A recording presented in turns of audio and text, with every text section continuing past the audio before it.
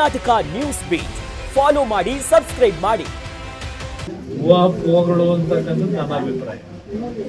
ಎರಡೂ ಪಕ್ಷಗಳು ಸೇರಿ ಸರ್ಕಾರ ರಚನೆ ಮಾಡ್ತಕ್ಕಂಥದ್ದು ಬಹುಶಃ ನನ್ನ ಒಂದು ರಾಜಕೀಯದ ಅನುಭವದಲ್ಲಿ, ನನಗಾದಂಥ ಅನುಭವದಲ್ಲಿ ಅದು ಅಷ್ಟು ಅದು ಆ ಒಂದು ಊಹಾಪೋಹ ಸುದ್ದಿ ಬಂದಿರೋದೇ ಮೊದಲನೇದಾಗಿ ತಪ್ಪು ಅನ್ನೋದು ನನ್ನ ಅಭಿಪ್ರಾಯ. ಬಹುಶಃ ಆ ಎರಡೂ ಪಕ್ಷಗಳು ಸೇರಿ ಸರ್ಕಾರ ಮಾಡ್ತಾರೆ ಅಂತಕ್ಕಂಥದ್ದು ನಾನಂತೂ ನಿರೀಕ್ಷೆ ಮಾಡೋದು.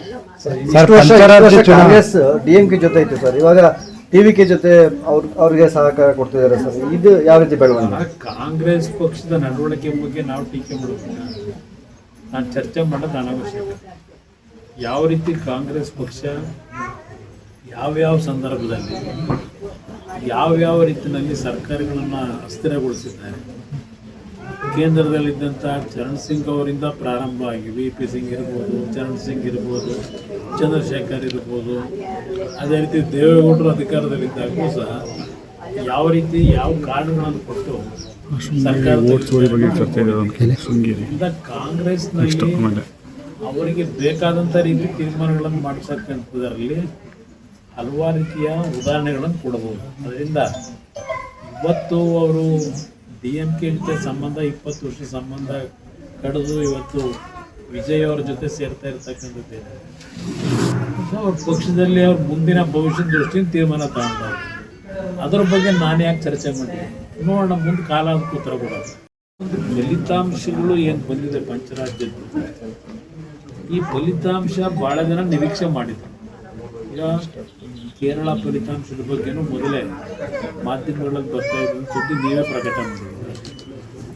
ವೆಸ್ಟ್ ಬೆಂಗಾಲ್ನಲ್ಲೂ ಅಷ್ಟೇ ಈ ಬಾರಿ BJP ಬರುತ್ತೆ ಅಂತಕ್ಕಂಥದ್ದು ಮೊದಲೇ ಹಲವಾರು ರೀತಿಯ ರಾಜಕೀಯ ವಿಶ್ಲೇಷಣೆ ಮಾಡಿದವರು, ಇದನ್ನು ನಮ್ಮ ಕೆಲವು ಫಲಿತಾಂಶದ ಬಗ್ಗೆ ಏನೊಂದು ಇದು ಕೊಡ್ತಾರಲ್ಲ, ಪೋಲಿಂಗ್ ಅನಾಲಿಸಿಸ್, ಅವರೆಲ್ಲ BJP ಬರುತ್ತೆ ಅಂತಕ್ಕಂಥದ್ದು ಮೊದಲೇ ಕೊಟ್ಟಿದ್ರು. ಅದರಿಂದ ಪುದುಚೇರಿದು ಎಲ್ರಿಗೂ ಗೊತ್ತಂತ ವಿಷಯ. ತಮಿಳುನಾಡದು ಸ್ವಲ್ಪ DMK ಬರುತ್ತೆ ಅಂತಕ್ಕಂಥದ್ದು ಮಾಧ್ಯಮಗಳಲ್ಲಿ ಸುದ್ದಿ ಬರ್ತಾ ಇತ್ತು.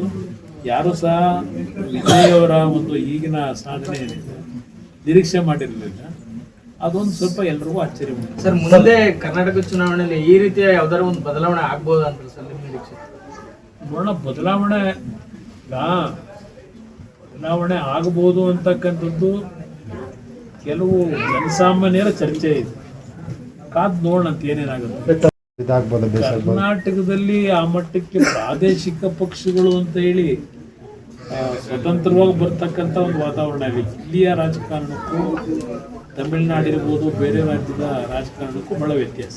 ಸರ್, ತಮಿಳುನಾಡು ಫಲಿತಾಂಶನ ಕೇರಳ ಫಲಿತಾಂಶ ಕಾಂಗ್ರೆಸ್ ಒಪ್ಕೊಳ್ತಿದೆ, ಆದರೆ ವೆಸ್ಟ್ ಬೆಂಗಾಲಲ್ಲಿ ED IT ಎಲ್ಲವನ್ನೂ ಕೂಡ ದುರುಪಯೋಗ ಪಡಿಸದೆ ಅವ್ರಿಗೆ ಬೇಕಾದಂಥ ರೀತಿನೆಲ್ಲ ಅವ್ರು ವ್ಯಾಖ್ಯಾನ ಮಾಡ್ತಾರೆ. ಕಾಂಗ್ರೆಸ್ ಅವ್ರಿಗೆ ಬೇಕಾದಾಗ ಚೆನ್ನಾಗಿದೆ ಅಂತಾನೆ, ಅವರಿಗೆ ಜಯ ಇಲ್ಲದೆ ಇದ್ದಾಗ ಅದು ಸರಿ ಇಲ್ಲ ಅಂತ. ರಾಜ್ಯಪಾಲರ ಆಡಳಿತಕ್ಕೂ ಸಹ ಆದರೂ ಪರವಾಗಿಲ್ಲ ಅಂತ ಪಶ್ಚಿಮ ಬಂಗಾಳದ ಮಮತಾ ಬ್ಯಾನರ್ಜಿ ಕೂಡ ಒಂದ್ಸಲ ಸ್ಪಷ್ಟ ಬಹುಮತ ಎಲೆಕ್ಷನ್ ಕಮಿಷನ್ ಇಂದ ಘೋಷಣೆ ಆದ್ಮೇಲೆ ಯಾರಿಗೆ ಬಂದಿದೆ ಅಂತ ಹೇಳಿ ಆ ರೀತಿಯ ಒಂದು ವಾತಾವರಣ ನಮ್ಮ ಸಂವಿಧಾನದ ವ್ಯವಸ್ಥೆಯಲ್ಲಿ. ಅದರಿಂದ ಮಮತಾ ಬ್ಯಾನರ್ಜಿ ಅವರು ನಾನು ರಾಜೀನಾಮೆ ಕೊಡೋದಿಲ್ಲ ಅಂತಕ್ಕಂಥದ್ದು ಅವೆಲ್ಲ ಒಂದು ರೀತಿ ಬಾಲಿಷ್ವಾದಂತ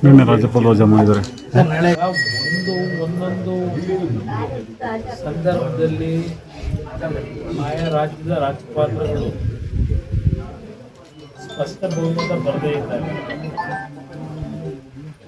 ಅವರವರದೇ ಆದಂಥ ಕಾನೂನಿನ ಪಂಡಿತರ ಸಲಹೆ ಮೇರೆಗೆ ರಾಜ್ಯಪಾಲರು ತೆಗೆದುಕೊಳ್ತಕ್ಕಂಥ ನಿರ್ಧಾರಗಳು ಹಲವಾರು ಸಂದರ್ಭದಲ್ಲಿ ನೋಡಿದ್ದೇವೆ.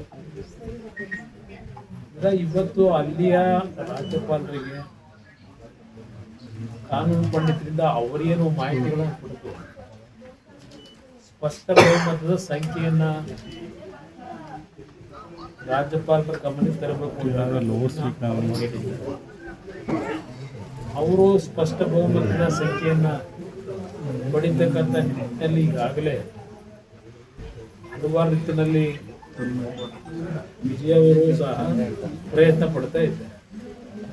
ಈಗ ಎರಡು ಪ್ರಮುಖ ವಿರೋಧ ಪಕ್ಷಗಳು ಈಗ DMK ಅವರು ಸಹ ಈಗಾಗಲೇ ಸ್ಟಾಲಿನ್ ಅವರು ಒಂದು ಮಾತು ಹೇಳಿದ್ದಾರೆ, 6 ತಿಂಗಳು ನಾನು ಯಾವುದೇ ರೀತಿಯಲ್ಲಿ ಡಿಸ್ಚಾರ್ಜ್ ಮಾಡಲಿಕ್ಕೆ ಅವಕಾಶ ಕೊಡಲಿಲ್ಲ, ಸರ್ಕಾರ ನಡೆಸಲಿ ಅಂತಕ್ಕಂಥದ್ದು ಅವರು ಶುಭ ಹಾರೈಸಿದ್ದಾರೆ. ಅದರಿಂದ ಬಹುಶಃ ಇನ್ನೊಂದು 2 ದಿನಗಳಲ್ಲಿ ಅಲ್ಲಿ ತಮಿಳುನಾಡಲ್ಲಿ ಇರ್ತಕ್ಕಂಥ ಈ ಒಂದು ಅಸ್ಪಷ್ಟತೆ ಸರಿಪಡಿಸ್ತಾರೆ ಅಂತಕ್ಕಂಥದ್ದು ನನ್ನ ಅಭಿಪ್ರಾಯ. ಕರ್ನಾಟಕ ನ್ಯೂಸ್ ಬೀಟ್ ಫಾಲೋ ಮಾಡಿ, ಸಬ್ಸ್ಕ್ರೈಬ್ ಮಾಡಿ.